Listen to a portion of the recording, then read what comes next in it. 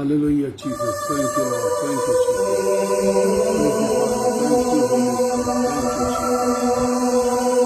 you, Holy Spirit. Thank you, Jesus. Thank you, Lord.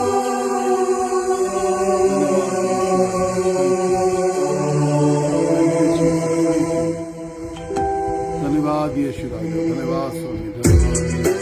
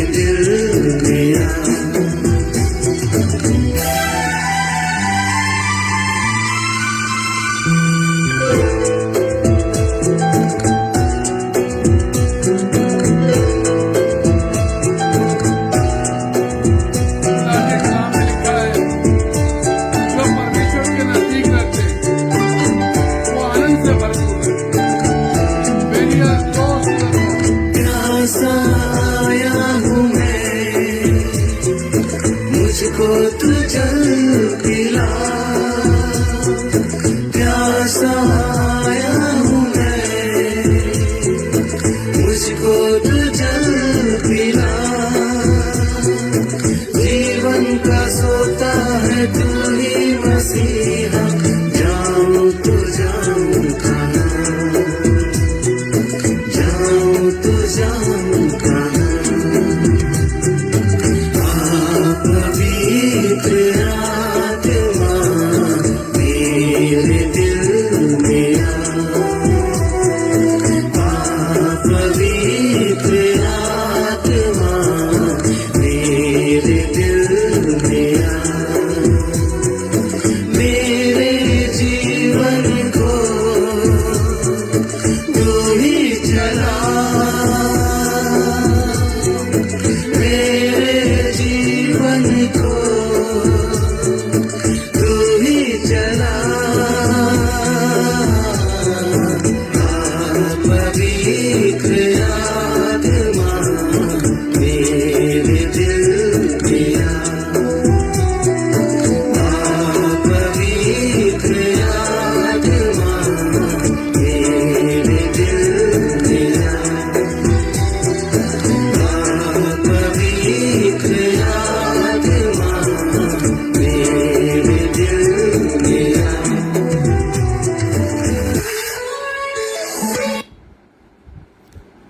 Praise the Lord. आ पवित्र आत्मा मेरे दिल में आ जा। A desire in the morning, आज की सुबह में एक ख्वाहिश इस बात की कि प्रभु मेरी जिंदगी में तू आ जा। Come holy spirit in my heart, पवित्र आत्मा मेरे जिंदगी में आ जाइए। एक ऐसी ख्वाहिश है। He is not asking for money, he is not asking for prosperity, he is not asking for healing. वो चंगाई नहीं मांग रहा, वो रुपया पैसा नहीं मांग रहा, वो दुनिया का आनंद नहीं मांग रहा, वो वैभव नहीं मांग रहा। वो जो मांग रहा है वो है पवित्र आत्मा का अभिषेक। बाइबल ऐसा कहती है, जब पवित्र आत्मा तुम पर आएगा, when the Holy Spirit shall come upon you, you shall receive the power. तुम्हें वो सामर्थ्य भर देगा। You shall be received, you shall be filled with the power of Most High. सर्वोच्च परमेश्वर की सामर्थ्य। If we read the book of Song of Solomon, यदि हम श्रेष्ठ गीत सुलेमान का पढ़ें, पुराने नियम से श्रेष्ठ गीत की पुस्तक उसका पहला अध्याय, श्रेष्ठ गीत पहला अध्याय और उसकी चौथी आयत, यदि हम पढ़ें तो वहां पे कुछ इस प्रकार लिखा है, स्क्रीन पर भी डाल दी जाए। श्रेष्ठ गीत पहला अध्याय चौथी आयत। मुझे खींच ले, परमेश्वर का वचन शुरू होता है, मुझे खींच ले।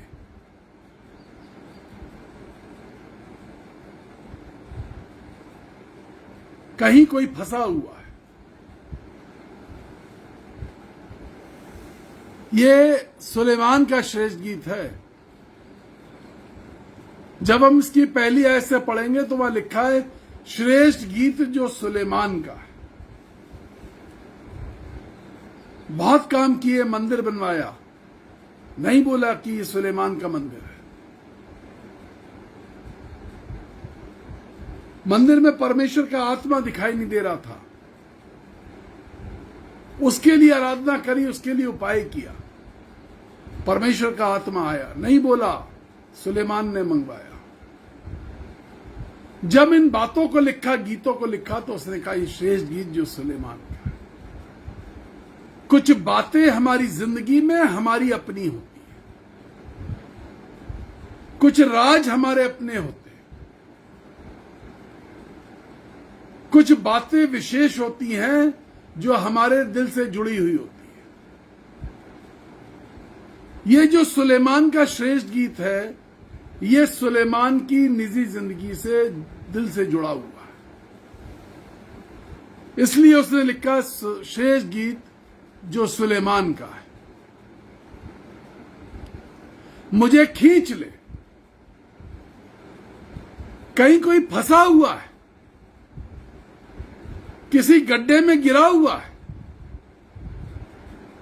और विनती कर रहा है कि मुझे खींच ले। हे परमेश्वर, तू मुझे खींच ले। I want to come out. मैं इसमें से बाहर आना चाहता हूं। मैं इस गड्ढे में से बाहर आना चाहती। मैं अपनी सोच में से बाहर आना चाहता हूं। मेरी सोच ने, मेरे विचारों ने मुझे फंसा लिया है। Please draw me, O Lord. Please draw me. Please draw me, O Lord. मुझे खींच लीजिए।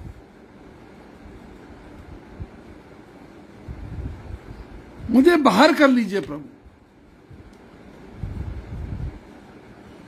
Lord want to bring you out from your problems.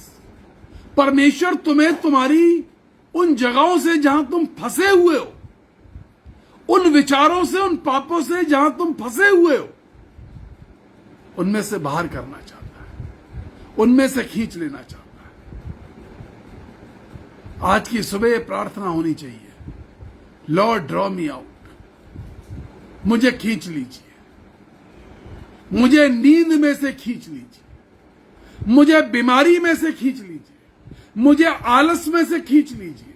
मुझे भय में से खींच लीजिए। मुझे मेरे नकारात्मक विचारों में से खींच लीजिए। बहुत सारे लोग मुझसे कहते हैं, ब्रदर सुबह बड़ा मन करता है कि स्वर्गिक मन्ना लाइव ज्वाइन करें। क्या करें, सुबह की नींद इतनी अच्छी होती है कि हम उठ ही नहीं पाते हैं। सुबह ही अच्छी नींद आती है। मुझे खींच ले प्रभु, इस सुबह वाली अच्छी नींद में से खींच ले। रात में ही अच्छी नींद दे दे ताकि मैं सुबह उठ के खड़ा हो जाऊं। और जिस दिन आप ये प्रार्थना करना शुरू करेंगे और नींद को कहना शुरू करेंगे, नहीं मुझे उठना जरूरी है, मुझे अपने परमेश्वर के लिए उठना जरूरी है, और ठीक समय पर 6:30 बजे स्वर्गिक मन्ना में जुड़ना जरूरी है।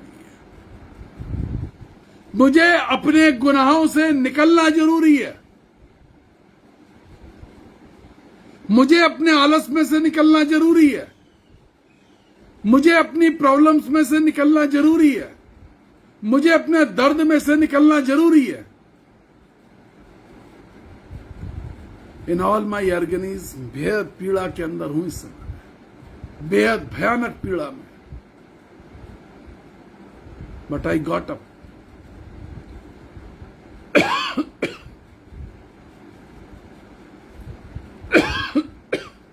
रात में कई लोगों के लिए प्रार्थना करी, सुबह तैयार हुआ कि मुझे परमेश्वर का वचन शेयर करना है। व्हेन यू प्रे, मुझे खींच लीजिए, तब परमेश्वर खींचता है। It's a prayer of this man of God. दुनिया के सबसे अक्लमंद व्यक्ति की यह प्रार्थना है। प्रार्थना वो ये कर रहा है कि मुझे खींच ले। अपने आप को कहीं जकड़ा हुआ महसूस कर रहा है, अपने आप कहीं दबा हुआ महसूस कर रहा है, अपने आप को कहीं कुचला हुआ महसूस कर रहा है। And now he is praying, मुझे खींच ले, हम तेरे पीछे दौड़ेंगे। Prayer with commitment. प्रेयर, प्रार्थना एक कमिटमेंट के साथ, हम तेरे पीछे दौड़ेंगे।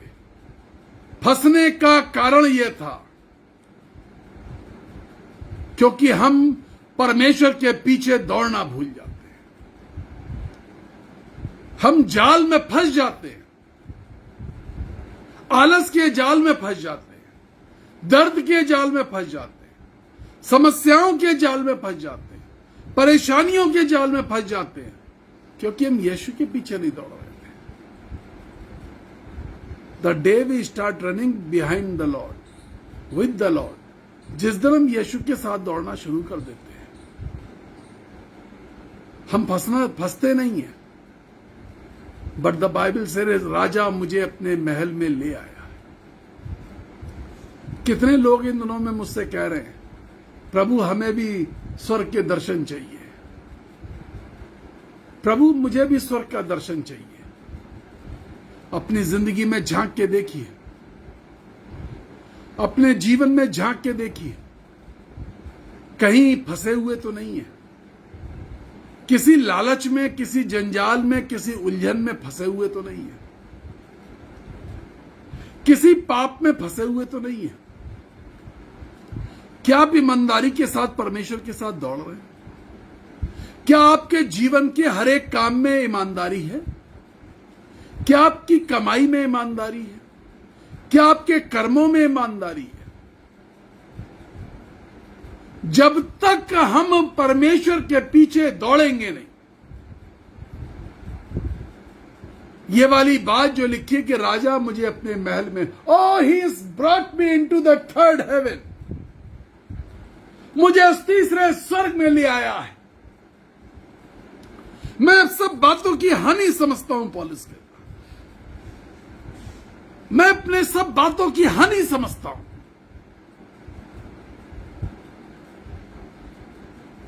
क्या नुकसान होगा, क्या नफा होगा परमेश्वर के साथ ईमानदारी से चल लेंगे। परमेश्वर के साथ बोने में, परमेश्वर को देने के लिए, वक्त देने के लिए, बीज देने के लिए, पैसा देने के लिए क्या नुकसान होगा मेरा? मैं अपने नुकसान को हानि समझता हूं। परमेश्वर के सामने वो बातें छोटी हैं, तुच्छ। मेरा आलस, आलसी लोगों की जरूरत नहीं है परमेश्वर के राज्य में। आलसी लोग परमेश्वर के भवन को नहीं देखने पाएंगे। नींद में पड़े हुए लोगों परमेश्वर के भवन में कभी नहीं जा पाओगे।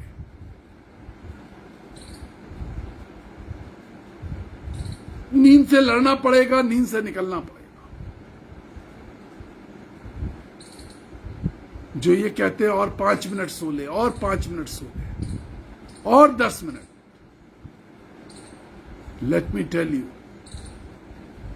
रात में ठीक समय पर सोना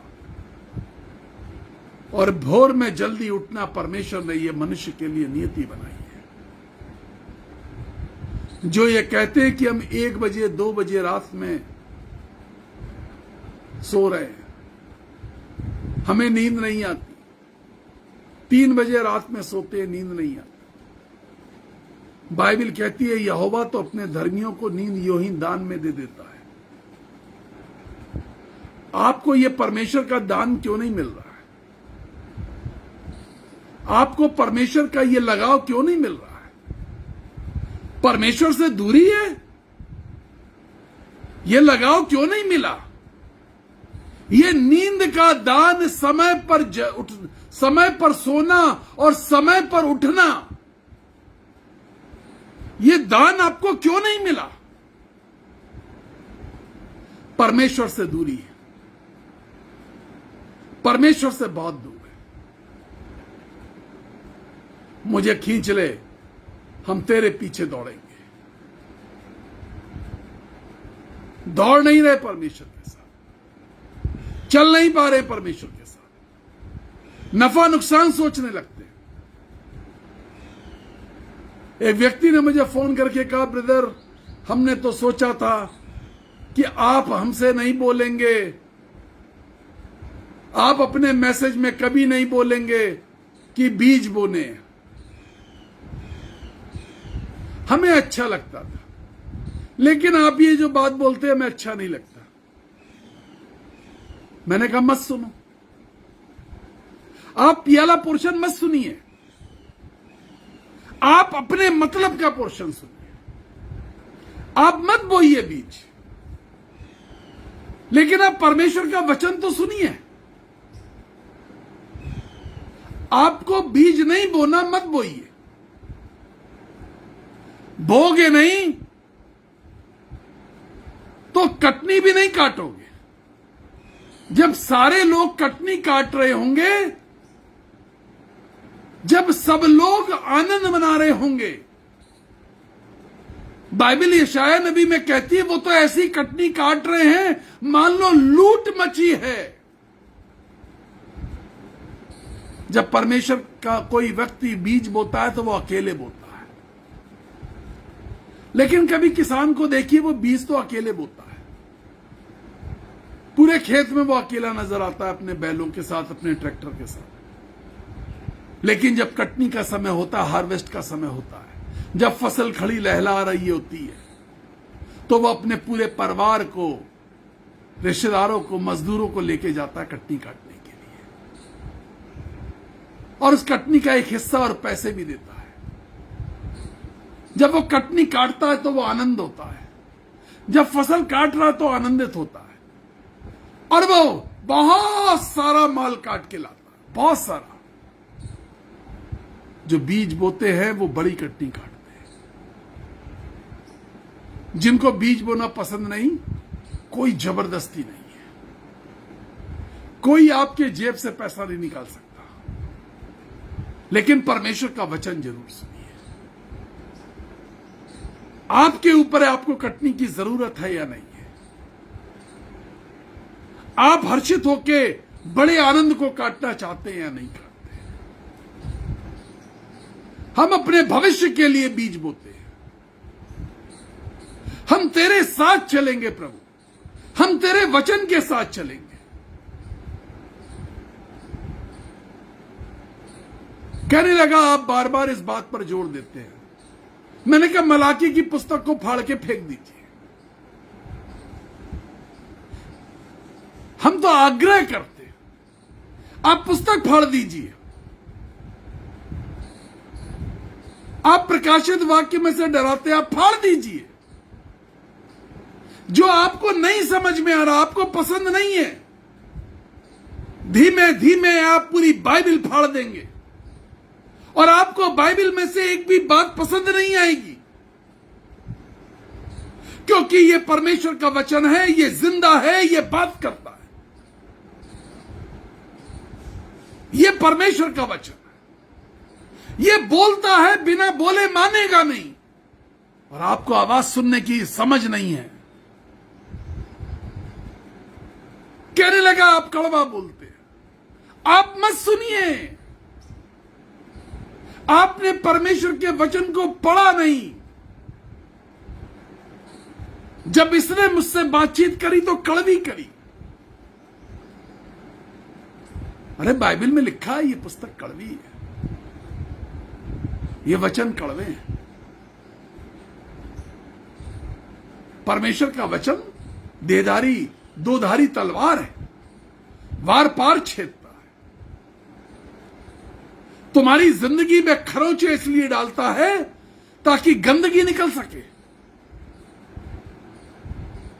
हम तेरे पीछे दौड़ेंगे। हम इन बातों में फंसे हुए हैं, हम इन बातों में फंसे हुए हैं।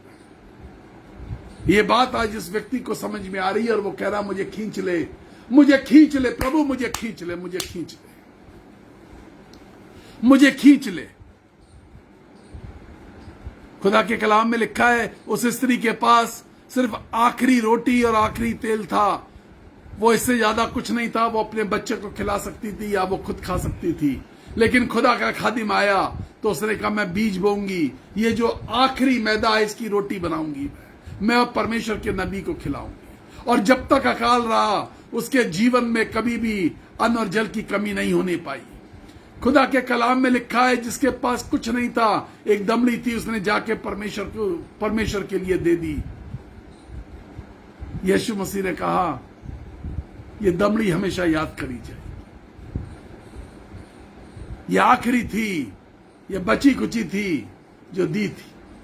खुदा के कलाम में लिखा है यीशु मसीह ने जो भीड़ के साथ जंगल में 3 दिन हो गए थे और पूछा क्या किसी के पास खाने को है।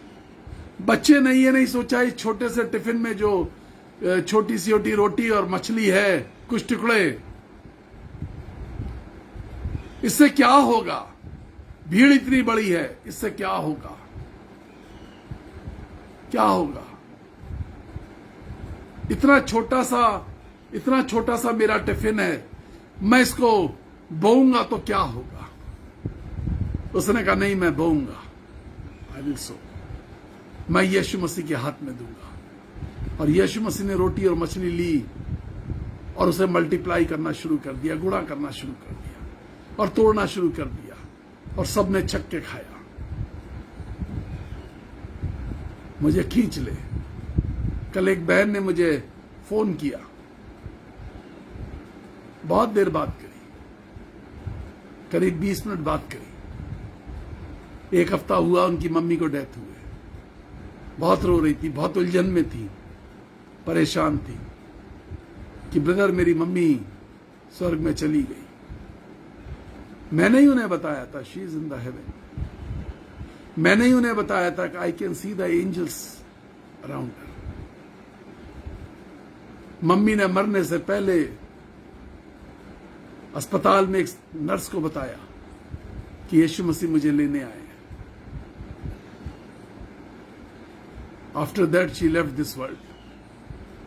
कह रही थी ब्रदर अगर मैं ज्यादा दुआ कर लेती, मैंने बेस्ट हॉस्पिटल रखा, लेकिन शायद ज्यादा दुआ कर लेती तो मेरी मम्मी 2, 4, 5 साल 10 साल शायद जिंदा रहती,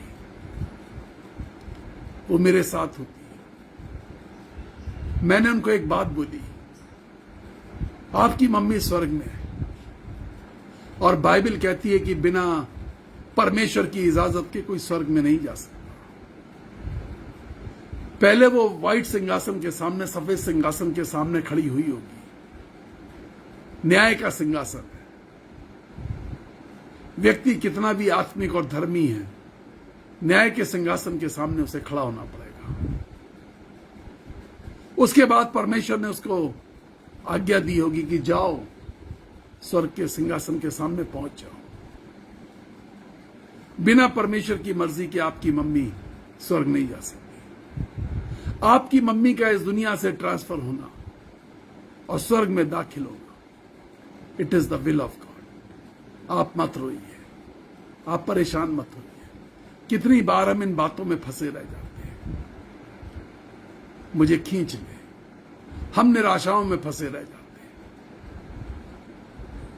she was desperate about it, बहुत निराश थी, डिसअपॉइंटेड थी। बात करने के बाद बोली मन में बहुत शांति हुई है, गिल्ट खत्म हो गया है। हमारे कुछ पुराने गिल्ट हैं, कुछ अपवाद हैं, कुछ विचार हैं जो हमें फंसाए हुए हैं, हमें आगे नहीं बढ़ने देते। एक बात को याद रखिए, ये कमिटमेंट है, प्रेयर विद कमिटमेंट। हमें खींच ले, हम तेरे पीछे दौड़ेंगे। हम कई बार खींच लेता है यीशु मसीह, अपने लहू से साफ कर देता है, हम खुश हो जाते हैं, लेकिन हम दौड़ते नहीं हैं। हम परमेश्वर के साथ दौड़ते नहीं हैं। हम परमेश्वर की मर्जी में नहीं चलते, परमेश्वर के वचन के अनुसार नहीं चलते। हम परमेश्वर में वचन में ढूंढते हैं, परमेश्वर के वचन में हम ये ढूंढते हैं। लोग शादी ब्याह में जाते हैं, जब खाना निकालते हैं बिरयानी में अपने पसंद की बोटी ढूंढते हैं, कोरमे के अंदर अपने पसंद की बोटियां ढूंढते हैं। हम परमेश्वर के वचन में अपने पसंद की, अपने पसंद की वर्सेस को ढूंढते हैं। जो खुदा का कलाम कड़वाहट से हमसे बात करने लगता है, हम उस कलाम को रिजेक्ट कर देते हैं। मुझे खींच ले, ये जो कलाम को रिजेक्ट करने की आदत है, परमेश्वर की आवाज को रिजेक्ट करने की आदत है, इसमें से मुझे खींच ले। Choice, you can not choice in the word of God. आप परमेश्वर के वचन में, परमेश्वर के प्लान में, परमेश्वर की मंशा में चॉइस नहीं कर सकते।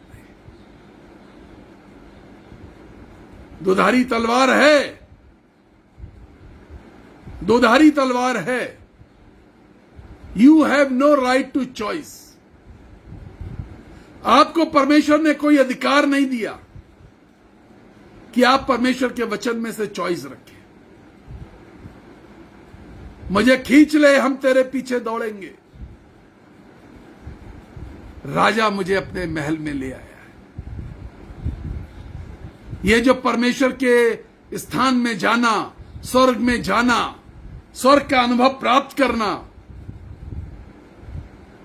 परमेश्वर के लोगों स्वर्ग में इसलिए नहीं जा पा रहे हो, स्वर्ग का अनुभव इसलिए नहीं हो पा रहा क्योंकि परमेश्वर के वचन के साथ चलना,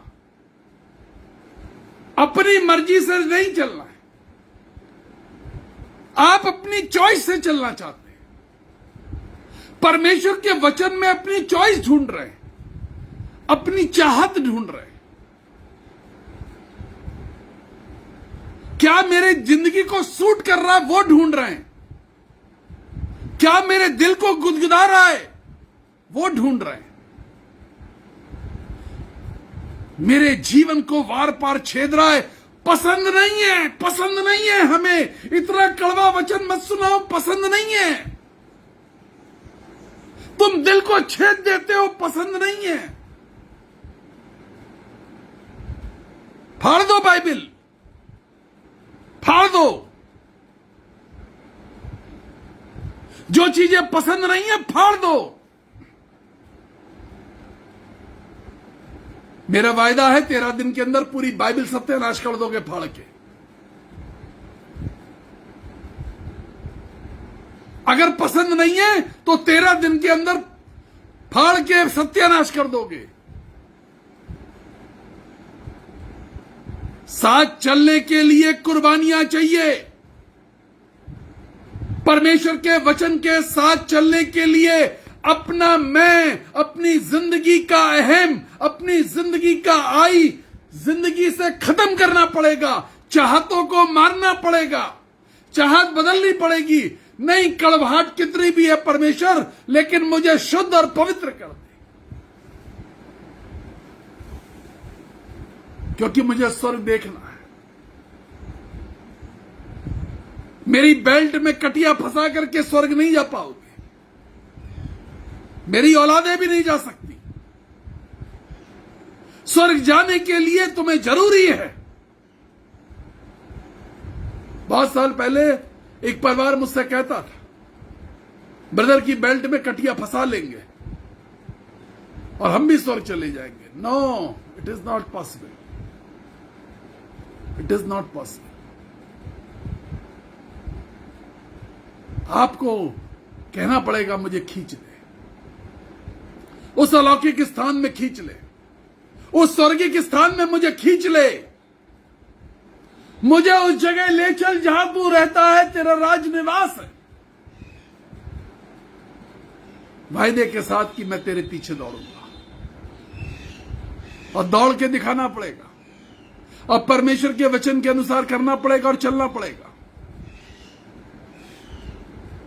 परमेश्वर के वचन में कड़वाहट है, ये इस कड़वाहट को लेना पड़ेगा। फिर लिखा, राजा मुझे अपने महल में ले आया। What a wonderful promise, what a wonderful thing. मुझे अपने महल में ले आया। अब मैं पौलुस से मिलूंगा, अब मैं सिलास से भी मिलूंगा, अब मैं तीमुथियुस से भी मिलूंगा, अब मैं मूसा से भी मिलूंगा, मैं इब्राहिम, इसहाक और एलिया से भी मिलूंगा। उस जगह जब परमेश्वर की आराधना आराधना आराधना आराधना हो शन्ना हालेलुया होता है, वहां मैं परमेश्वर के सामने इन सब लोगों से मिलूंगा। मैं स्वर्गदूतों को देखूंगा, मैं सिंहासन को देखूंगा।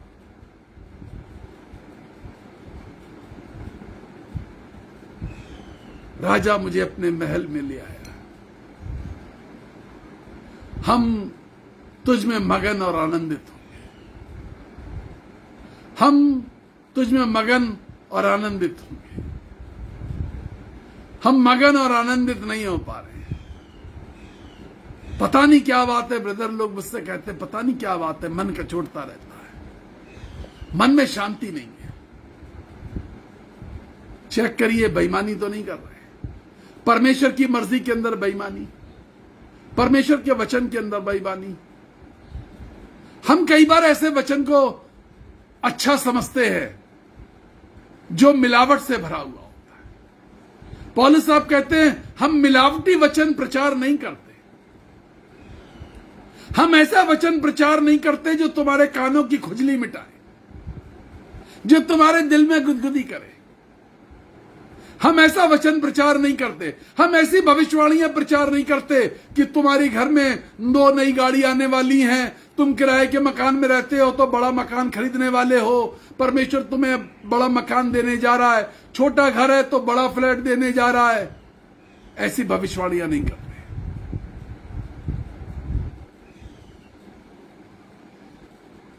राजा मुझे अपने महल में ले आया है।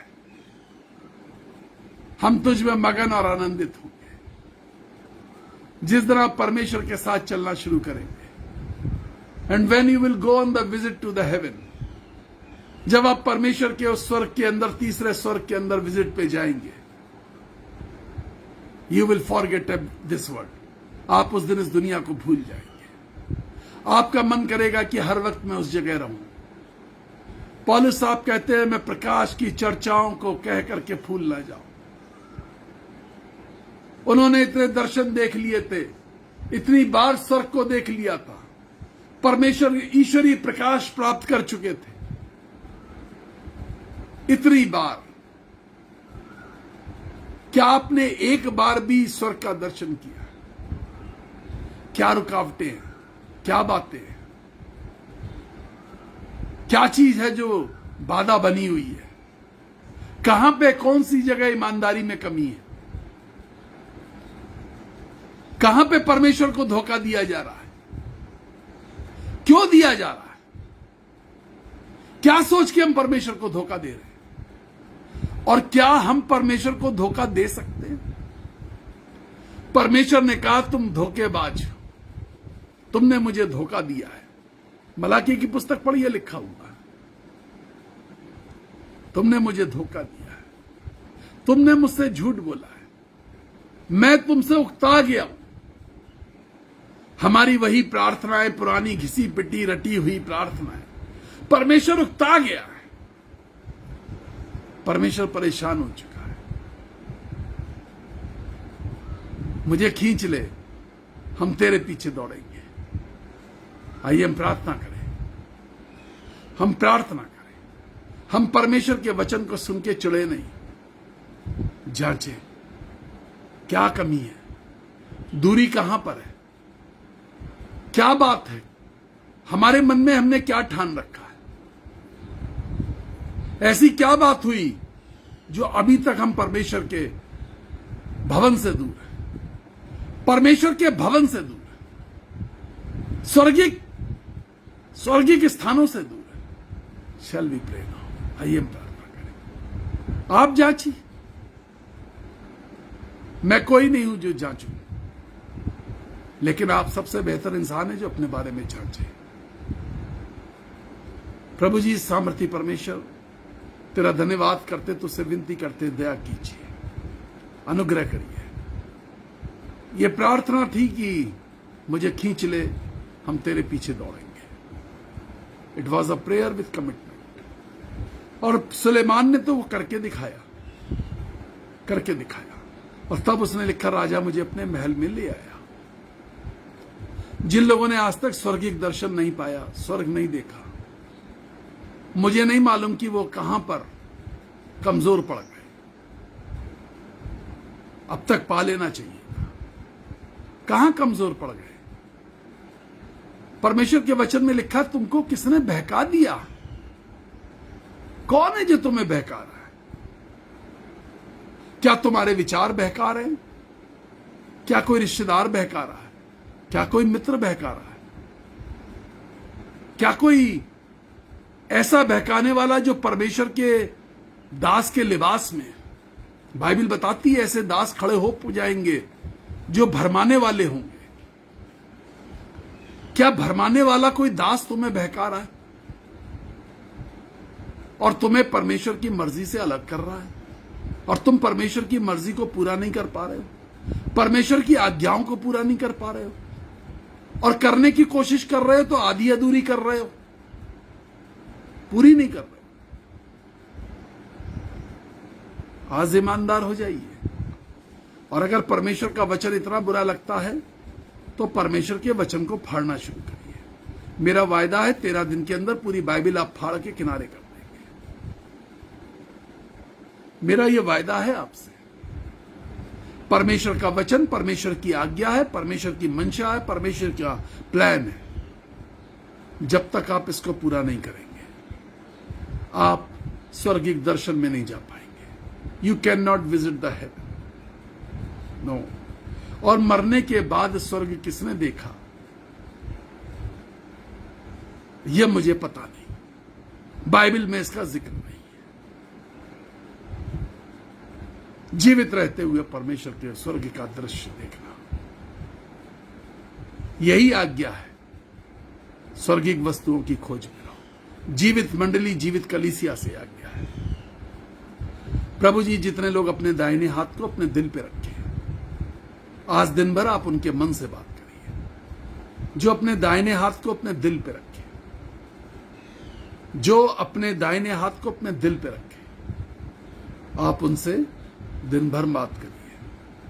उनके मन में वो सारी बातें डालिए कि कहां पर हमने परमेश्वर को धोखा दे दिया, कहां पर हम चूक गए।